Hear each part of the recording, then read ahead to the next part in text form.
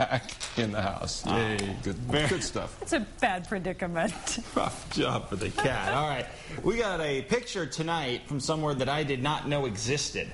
Yellow Jacket, Colorado. Wow. Have you heard of Yellow Jacket? No, never. Well, apparently it's gorgeous. It's about 40 miles north and west of Cortez, and Frank and Laura sent this picture, and we appreciate it, and we checked it out, and there it is, about 40 miles northwest of Cortez. And you want to know what the town seal looks like? Check it out.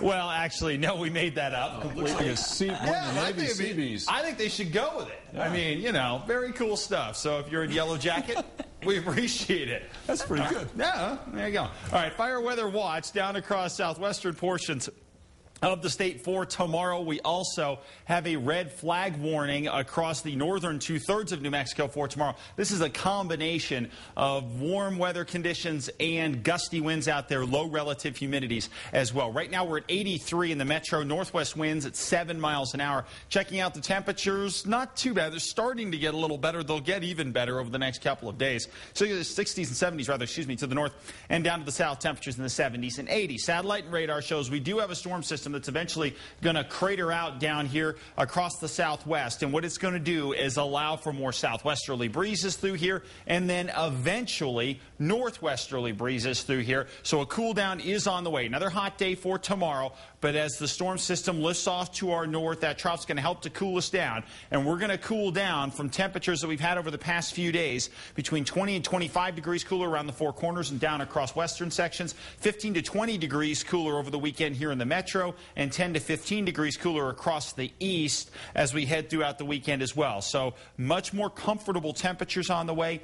As far as precip goes, it looked better 24 hours ago than it does now, but still, we are going to see a few more storms across the area, but it's going to take a few more days for that to happen. So as our low pressure system sets up, going to drive a cold front across the east, that's going to help charge up the atmosphere with a little more moisture. Maybe not as much as it looked like yesterday, but scattered storms will be possible Saturday and probably more likely by Sunday and Monday, especially in eastern sections. But we'll see if this ends up playing out. That's one of the big variables we're going to watch over the next 24 hours here, and we'll keep you posted on that. But the cool down's definitely on the way across the Four Corners and including Yellow Jacket.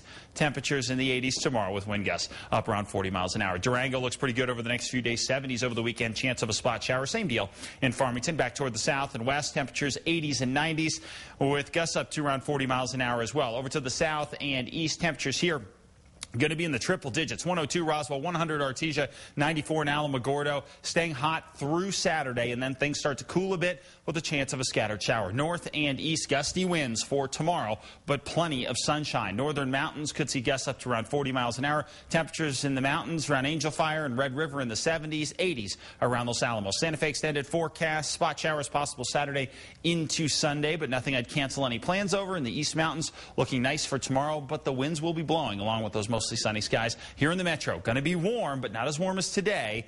Winds will be gusty, though, and the 7-day forecast shows the same thing. Some gusty winds over the weekend, chance of a spot shower, but again, chances going down better than it looked 24 hours ago.